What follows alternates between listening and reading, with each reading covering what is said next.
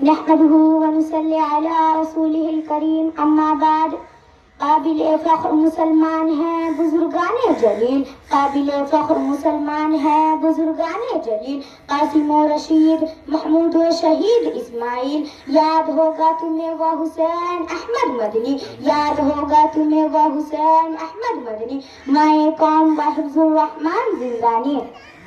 محترم دوستو، آپ حضرات نے ہندوستان کی آزادی میں علماء کرام کی قربانیاں اور جوامردی کا تفصیل سے بیان سنا، لیکن بہت افسوس کی بات ہے کہ آج ہم مسلمان ان حضرات کی قربانیوں سے ناواقف ہیں. ان بزرگوں کا یہ شعبہ تھا، زخم کھائیں گے مسکرائیں گے، زخم کھائیں گے مسکرائیں گے اور پھر انقلاب لائیں گے. لہذا اس بات کی ضرورت ہے کہ ان کی تاریخ اور سوانح کو مدرسوں اور اسکولوں میں پڑھایا جائے اور بتلایا جائے کہ اس ملک ہندوستان کو آزاد کرانے میں ہم مسلمانوں کی کس قدر قربانیاں رہی ہے.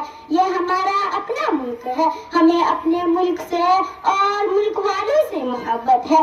یہ ہمارا قدیم ملک ہے. ہمارے بزرگوں کی کس قدر قربانیوں کے بعد یہ ملک ہندوستان 15 اگست 1947 عیسوی کو آزاد ہوا اور 26 جنوری 1950 میں قانون نافذ کر کے جمہوریت کا اعلان ہوا. اسی لیے 26 جنوری کو یوم جمہوریہ کہتے ہیں. دعا کرے اللہ تعالیٰ ان مجاہدین آزادی کو بہتر بدلہ عطا فرمائے اور ہمیں ان کے نقش قدم پر چلائے، اور اللہ تعالیٰ ہر فتنہ اور شر سے ہمارے ملک ہندوستان کی حفاظت فرمائے. میں اپنی تقریر اس شعر پر ختم کرتی ہوں. زمیں کا بدن نہ چھوڑیں گے ہم، زمیں کا بدن نہ چھوڑیں گے ہم، یعنی ہرگز کفن نہ چھوڑیں گے ہم. اپنا ایمان ہے یہی ماجد، اپنا ایمان ہے یہی ماجد، مر کر بھی ہم